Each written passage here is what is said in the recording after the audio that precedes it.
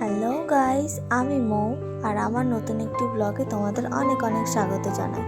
আশা করি তোমরা সবাই অনেক ভালো আছো আর আমিও অনেক ভালো আছি। আর এই যে দেখতে পাচ্ছ আমি কোথায় একটা যাচ্ছি। আমি যাচ্ছি আমার মাসির বাড়িতে। বাড়িতে বসে বসে বোর লাগছিল, অনেকদিন মাসির বাড়িতে যাওয়াও হয় না। তাই আমি শ্রেয়ানের বাবাকে বললাম যে তুমি তো ওই দিকেই কাজে যাও, আমার মাসির বাড়ি চাকদায় আর আমাদের বাড়ি হবিবপুর। আমাদের বাড়ি থেকে আমার মাসির বাড়ি যেতে ওই মোটামুটি আধা ঘন্টা থেকে 1.25 ঘন্টা মতো সময় লাগে। আর চাকদার পরেই হচ্ছে পালপাড়া। তা শ্রেয়ানের বাবা সেই পালপাড়াতেই যায় ডিউটিতে। তো আমি তাই ওকে বললাম যে তুমি তো ওই দিক দিয়েই যাও, তো আমাকে মাসির বাড়িতে নামিয়ে দিয়ে তুমি ওই দিক দিয়ে চলে যেও ডিউটিতে সকালবেলায়। তো তাতে রাজি হলো, তাকে বলাতে সে রাজি হলো। তা সে আমায় বললো যে ঠিক আছে, তাহলে তুমি রেডি হয়ে নিও সকালবেলাতে, তাহলে আমি যখন যাব আমরা সবাই একসঙ্গে বেরিয়ে পড়বো, দিয়ে তোমাকে আমি ওখান থেকে নামিয়ে দেবো, দিয়ে তুমি চলে যাও মাসি বাড়িতে আর আমিও চলে যাব আমার ডিউটিতে। তারপরে যখন আসবো বাড়িতে আসার সময় আবার নিয়ে চলে আসবো। এবার অবশ্য আমি বাড়ি আসার জন্য যাচ্ছি না, সেখানে অনেক দিন যাওয়া হয় না, তো তাই আমি যাচ্ছি দুদিন থাকবো বলে। বাড়িতে মনটা ভালো লাগছে না, অনেক দিন বাড়ি থেকে কোথাও বেরোনোও হয়নি, তাই আমি যাচ্ছি যে সেখানে দুদিন থাকবো। তো সেখানে আমার বোন আছে। আর একটা কথা কি জানো তো, আমি যে যাচ্ছি সেখানে আমি কাউকে কিচ্ছু জানাইনি, আমার মাসিকেও জানাইনি। আমার দুটো বোন আছে, আমার মাসির দুটো মেয়ে আছে, তাদেরকেও ফোন করে কিছু জানাইনি। যতবারই যাই না কেন ততবারই তাদেরকে ফোন করে জানিয়ে দিই যে মাসি আমরা আসছি, হ্যাঁ আমরা এই সময় আসছি কি ওই সময় আসছি। তো এবার আর ইচ্ছা করেই তাদেরকে কিছু জানানো হয়নি, আমি ইচ্ছা করেই তাদেরকে কিছু জানাইনি, যে দেখি তারা কতটা সারপ্রাইজ হয়। অবশ্য বলতে পারো আমি নিজেই ওদেরকে সারপ্রাইজ দেওয়ার জন্যই আমি ইচ্ছা করেই ফোন করে ওদেরকে কিছু বলিনি যে আমি আসছি। আর আমাকে ওরা যখনই দেখলে পরে যে ওরা কী আনন্দ পাবে, কী খুশি হবে, সেটা আমিই একমাত্র জানি। আর শুধু আমার জন্যই না, আমার সঙ্গে আমার ছেলেটা আছে, ও তো ছোট্ট, ওকেও ওরা খুব ভালোবাসে। ওকে নিয়ে যে ওরা কী চটকাচটকি করে সেটা তোমরা নিজেরা না দেখলে বুঝতে পারবে না।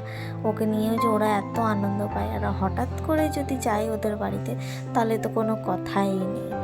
হ্যাঁ, এই যে এই ব্রিজটা দেখতে পাচ্ছ, এই ব্রিজটাও নতুন তৈরি হয়েছে। আগে কেমন ভাঙাচুরো একটা ব্রিজ ছিল, এখান থেকে যেতে যেন ভয় করতো। তবে এখন ব্রিজটা নতুন করে তৈরি করেছে, দিকটা দেখতেও সুন্দর লাগে, আবার মানে রাস্তাটাও নতুন করে তৈরি হয়েছে, কত সুন্দর লাগে। আর এই দিকটা দেখো মাঠ, এক সাইডে মাঠের এক সাইডে বাড়ি ঘর দূর হয়েছে, আর এক সাইডে পুরো শুধু মাঠ। এদিকেও বাড়ি নেই তা না, ছোটোখাটো 2-1টা বাড়ি আছে, আর বেশিরভাগ বাড়িটা এই সাইডে। আর এদিকটাই মানে যারা এদিকে থাকে তারাই হয়তো এদিকটাই চাষবাস করে। তো এই দিকটা এরকম মাঠ আর এদিকটা বাড়ি। এই যে আমরা এখানে মাসির বাড়ির কাছাকাছি চলে এসেছি, সেখান থেকে মিষ্টি নিয়ে নিলাম, নিয়ে এই যে চলে এসেছি আমরা বাড়ি। আর আমি আগে থেকে আমার বোনকে ফোন করে বলেছিলাম যে বোন একটু নিচে যা, দেখ কেউ আসছে। আমি বলিনি যে আমরা আসছি। আর এই দেখো আমার বোন যেই দেখেছে অমনি আমার ছেলেটাকে কোলে করে নিয়ে গড়গড় করে সিঁড়ি দিয়ে উঠে ওপরে চলে গেল। ওদের বাড়ি ওপরে দোতলে, আর নিচেই হচ্ছে কারখানা ঘর, ওরা নিজেই কাজ করে, মানে আমার মেসো যে তিনি নিজেই কাজ করে আর ওপরে ওরা থাকে। এই যে সিঁড়িতে উঠে এসেই যে আমার মাসির ঠাকুর ঘর, অনেক সুন্দর ঠাকুর ঘরটা, আমার খুব পছন্দ। মানে কি বলবো, কিছু বলার নেই, তোমরা তো দেখতেই পাচ্ছ কত সুন্দর। আমার খুব পছন্দ হয়, খুব ভালো লাগে এখানে আসলে। আমরা বেশিরভাগ সময়টা এখানে বসেই সময় কাটাই, এই ঠাকুর ঘরের সামনেটা বসেই সময় কাটাই। তো আমরা চলে এসেছি, এসে হালকা পাতলা কিছু খাওয়া দাওয়া করে নিয়েছি সকালবেলায়। খাওয়া দাওয়া করে নিয়ে আর দুপুরবেলার জন্য এই যে মাসি রান্না বসিয়েছে, অনেক কিছু রান্না হয়ে গেছে। মাসি শাক রান্না করেছে, পালং শাক রান্না করেছে, তারপরে আরও অনেক কিছু করেছে। আর এই যে এটা হচ্ছে চিকেন রান্না হচ্ছে। মাসি কড়াইতে তেল দিয়ে পেঁয়াজ, আদা, রসুন এগুলো সব দিয়ে দিয়েছে। পেঁয়াজটা আগেই দিয়েছে, দিয়ে একটু ভেজে নিয়ে তারপরে হচ্ছে আদা আর রসুন বাটাটা দিয়ে দিয়েছে, আদা রসুন জিরে বাটা দিয়ে দিয়েছে।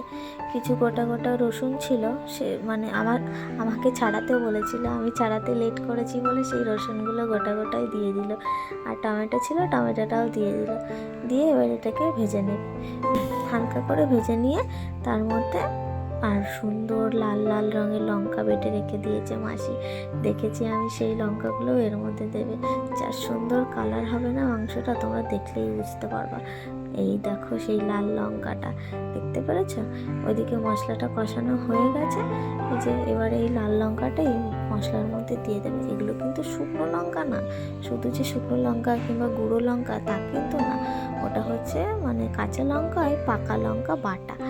রংটা কি লাল হয়েছে না বলো, কত সুন্দর, তার মানে বোঝো লঙ্কাগুলো কত লাল। ঠিক আছে, এবার এই যে এখানে মোটামুটি কষানো হয়েও গেছে। মাসি এবার এর মধ্যে একটু লবণ দিয়ে দিল, লবণ দিয়ে আর একটু ভেজে নেবে, টমেটোটা গলে যাওয়া পর্যন্ত ভেজে নেবে মাসি। এবার মশলা দিয়ে টমেটো সব কিছু দিয়ে ভাজা হয়ে গেছে। এবারে এই যে লাল লাল লঙ্কাটা ঢেলে দিল এর মধ্যে, দিয়ে এই লঙ্কাটা দিয়ে কষিয়ে নেবে।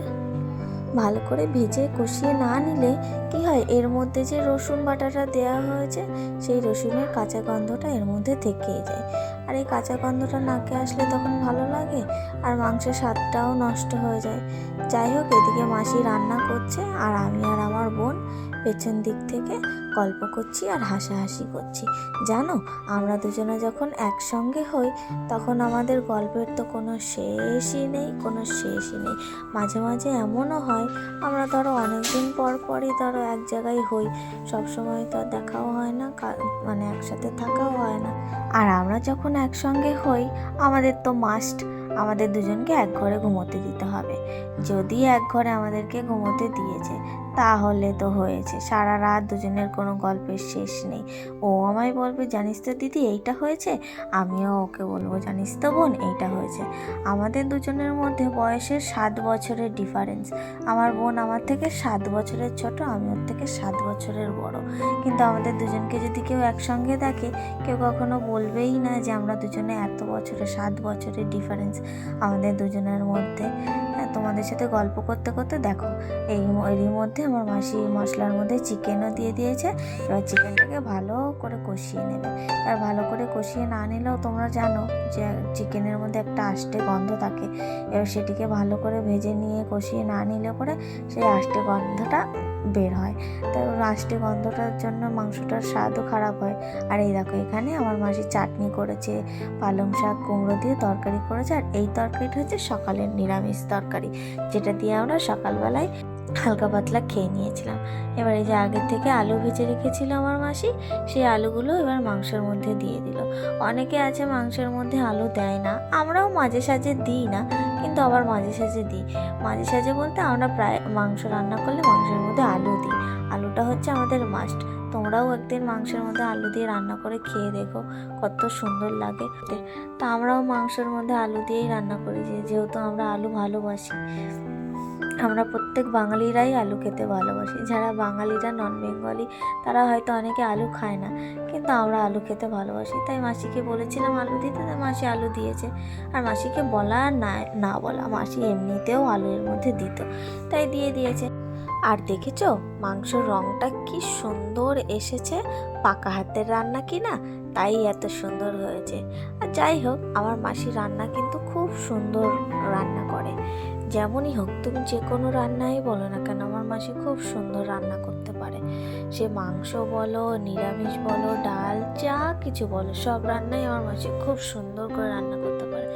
এই যে তোমাদের সাথে গল্প করতে করতে মাংসটা সুন্দরভাবে কষানো হয়ে গেছে। কষানো হয়ে গেলে এই যে মাংসের মধ্যে এখন জলটা ঢেলে দিয়েছে সামান্য একটু গ্রেভি করার জন্য। আর জলটা ঢেলে দেওয়ার পরে মাংসটা জলের সাথে ভালো করে নেড়ে চেড়ে মিশিয়ে দিচ্ছে, যাতে গ্রেভিটা ঝোলের সাথে ভালোভাবে মিশে যায়, যাতে কোথাও কোনো দানা বেঁধে না থাকে, তাই মিশিয়ে দিচ্ছে। এবার মাংসটা ঝোলটা হয়ে গেলে মাসি আমাদেরকে গরম গরম খাবার সার্ভ করে দেবে, আর আমরা খেতে বসে পড়বো।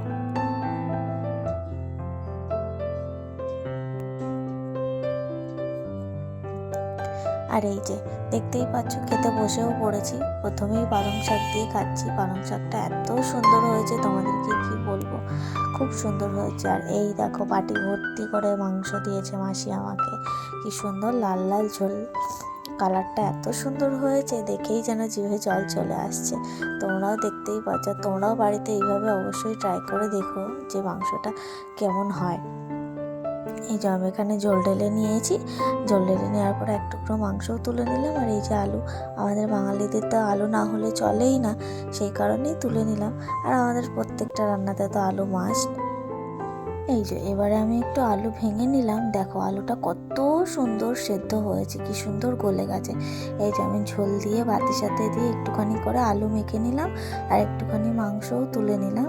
নিয়ে এইবার দেখো কি সুন্দর লাগছে দেখতে, আর খেতে তো অপূর্ব স্বাদ হয়েছিল। তোমাদেরকে কি বলবো, কিছু বলার নেই আমার আর, জাস্ট অসাধারণ। তোমরাও বাড়িতে এইভাবেই বানিয়ে খেয়ে দেখো যে তোমাদের কেমন লাগে। আর ভালো লাগলে অবশ্যই আমাকে কমেন্টে জানিও যে তোমাদের কেমন লেগেছে। আর আমিও এখানে খাওয়াটা শেষ করে নিই। আজকের ভিডিওটা এই পর্যন্তই, দেখা হবে পরের একটা নতুন ব্লগে। তো তোমাদের যদি ভালো লেগে থাকে তাহলে অবশ্যই কমেন্টে জানিও আমাকে কেমন লেগেছে।